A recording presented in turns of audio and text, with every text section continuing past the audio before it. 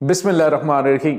अस्सलामुअलैकुम नाज़रीन, मैं हूं डॉक्टर अली और आप देख रहे हैं मेरा फेसबुक और यूट्यूब चैनल। नाज़रीन, बांग्लादेश और पाकिस्तान ने मिलकर भारत की बुनियादें हिला के रख दी हैं।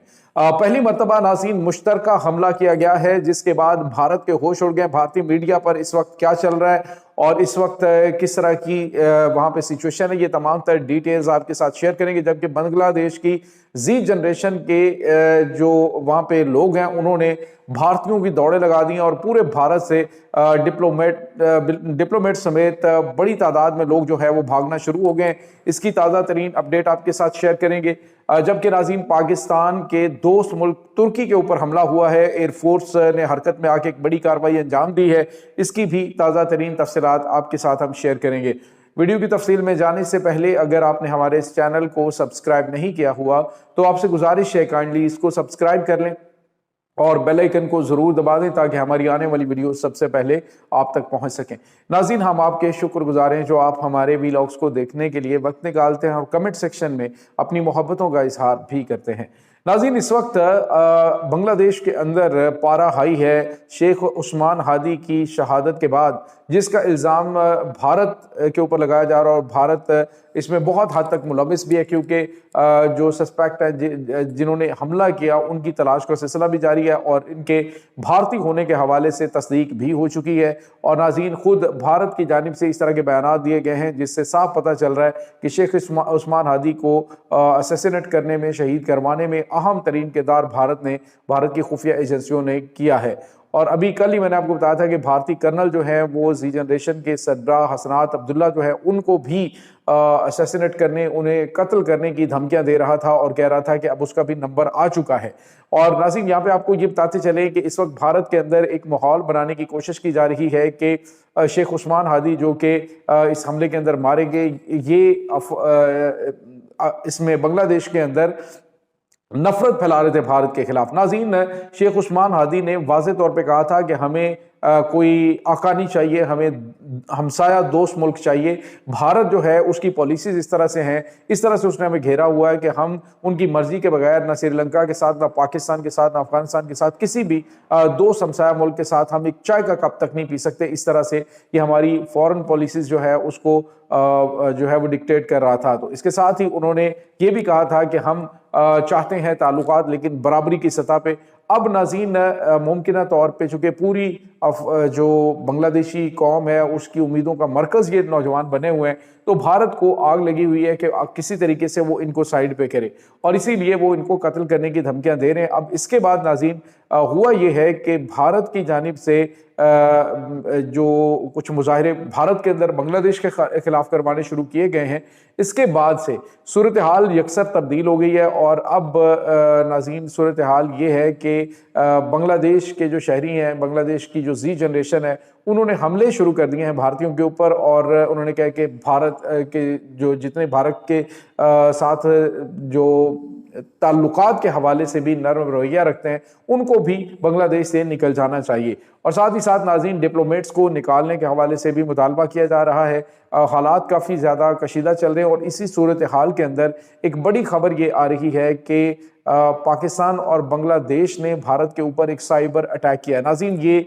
साइबर अटैक जो है वो आम नहीं बल्कि एक बड़ा ही जो इनकी अंदरूनी सतह पे सिक्योरिटी को उसने हिला के रख दिया है। इनकी नाज़रीन जो वजारत दिफा है, उसके बाद आर्मी है और इसके अलावा इनके इंतज़ामी उमूर के हवाले से वजारत दाखिला, इनकी खुफिया एजेंसी जो रॉ है उसके इंटरनल जो विंग्स हैं उनके ऊपर यह अटैक हुआ है और उसमें अहम तरीन मालूमात जो है वो हैकर्स ने चुरा ली है। और भारत की जानिब से ये इल्ज़ाम लगाया जा रहा है कि ये हमला पाकिस्तान और बांग्लादेश ने मुश्तरका तौर पर किया है। लेकिन नाज़रीन, चूँकि इस तरह के हमलों के हवाले से इल्ज़ामात ही होते हैं, कोई हुकूमत जो है ऑफिशियली इसका जो है वो ऐलान नहीं करती कि उन्होंने कोई अटैक इस तरह का किया है, क्योंकि ये कोई प्राइवेटली काम करने वाले नौजवान लड़के होते हैं जो कि आईटी के अंदर काफ़ी ज़्यादा माहिर होते हैं और वो साइबर अटैक्स करके तो दुश्मन की जो वेबसाइट्स हैं उनको हैक कर लेते हैं और भी बहुत सारी चीज़ें जो हैं वो कर ली जाती हैं। और नाज़रीन, आपको याद होगा कि भारत की ही जो अहम तरीन हसास मालूमात हैं वो चुरा के उसको डार्क वेब के ऊपर बेचने के लिए पेश कर दिया गया था।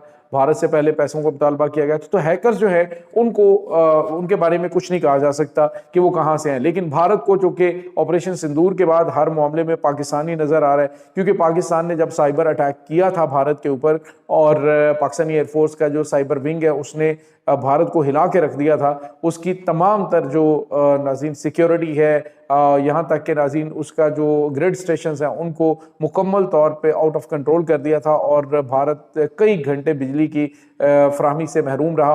और तो और नाज़रीन, पाकिस्तान ने किस तरह से इनके तैयारों को जैम किया और ये भी साइबर अटैक्स हैं। तो इस तरह से भारत को अब अंदाजा हो गया है कि पाकिस्तान के पास ऐसा निज़ाम मौजूद है, पाकिस्तान के पास ऐसे हैकर्स मौजूद हैं जो कि इनकी इंटरनल सिक्योरिटी के अंदर घुसकर अहम तरीन इंफॉर्मेशन जो है वो चुरा कर ले जाते हैं। नाज़रीन, इसे साउथ एशिया के अंदर एक नई साइबर वार का जो है वो जो है ऐलान जंग कहा जा रहा है जी कि नई साइबर वार जो है वो शुरू हो चुकी है और ये सबसे बड़ी साइबर वार है। और मैं ये समझता हूँ नाज़रीन कि इससे बड़ी जंग जो है वो फिजिकल जो जंग लड़ी जाती है उससे ज़्यादा कहीं ज़्यादा खतरनाक ये साइबर वार होती है, क्योंकि ये तो पता ही नहीं चलने देते कि कब खामोशी के साथ आपके कंप्यूटर्स लैपटॉप्स बंद पड़े हुए हैं, मोबाइल फ़ोन बंद पड़े हुए हैं, लेकिन आपकी एक सेकंड के अंदर तमाम तर इंफॉर्मेशन और आप यूँ कह लीजिए कि हंड्रेड्स ऑफ जीबीज का डाटा जो है वो डाउनलोड कर लिया जाता है। तो ये बहुत ख़तरनाक चीज़ है। आपने देखा कि जो साइबर अटैक्स हुए उनकी ताज़ा तरीन मिसालें दौरे हाजिर के अंदर आपने देखी कि जिस तरह से लेबनान के ऊपर अटैक हुआ, लेबनान की पूरी लीडरशिप जो है उसको इसराइल ने इन हमलों के अंदर जो है वो आप यूँ कह लीजिए पेजर अटैक्स में बड़ी तादाद में लोग जो हैं उनको शहीद किया था। अब ये जो तमाम तर चीज़ें चल रही हैं नाज़रीन, इससे जंग का जो तरीक़ाकार है, जंग का लेवल है वो तब्दील हो गया। अब इस मामले में चाइना बहुत आगे, पाकिस्तान जो है वो इस मामले में पूरी पाकिस्तानी एयरफोर्स ने एक अपनी साइबर जो विंग है वो पूरा कायम किया हुआ है पाकिस्तान की फ़िज़ाइया का। अब नाज़रीन, पाकिस्तानी फ़िज़ाइया जो है वो तो खला में भी कदम रख चुके हैं और ये सैटेलाइट्स जो हैं वो खुफिया मॉनिटरिंग के हवाले से, दीगर मामलात के हवाले से वो तक पाकिस्तान एयरफोर्स जो है वो लॉन्च कर रही है। तो इससे आप अंदाज़ा लगा सकते हैं कि भारत के खदशात जो हैं वो काफ़ी हद तक दुरुस्त हैं। दूसरी जानिब नाज़रीन, चिकन नेक के ऊपर प्रेशर बढ़ना शुरू हो गया। जी जनरेशन ने कहा है कि भारत जो है वो अब अपनी खैर मनाए, क्योंकि अब हम इस चिकन नेक को तोड़ कर रहेंगे।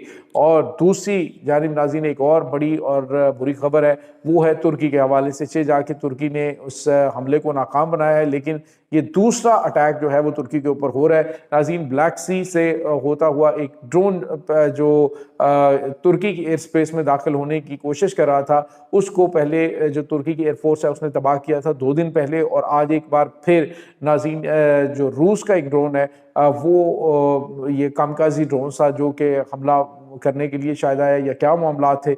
इस वक्त बहुत बड़े बड़े सवाल जो है वो खड़े हो गए हैं, क्योंकि रूस की सरहद नाज़रीन तुर्की से 900 किलोमीटर दूर है।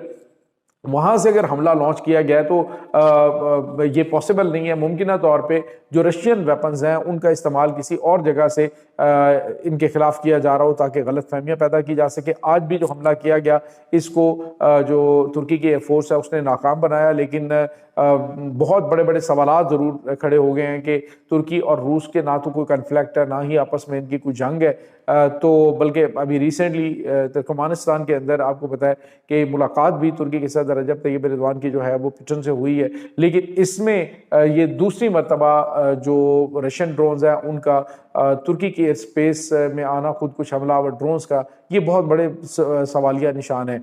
नाज़रीन, इस तमाम सूरत हाल के बारे में आपका क्या कहना है? कमेंट सेक्शन में अपने ख्यालात का इजहार ज़रूर कीजिएगा। इंशाल्लाह बहुत जल्द मिलते हैं एक नई वीडियो में, तब तक के लिए अपना बहुत सारा ख्याल रखिएगा। अल्लाह वारिस।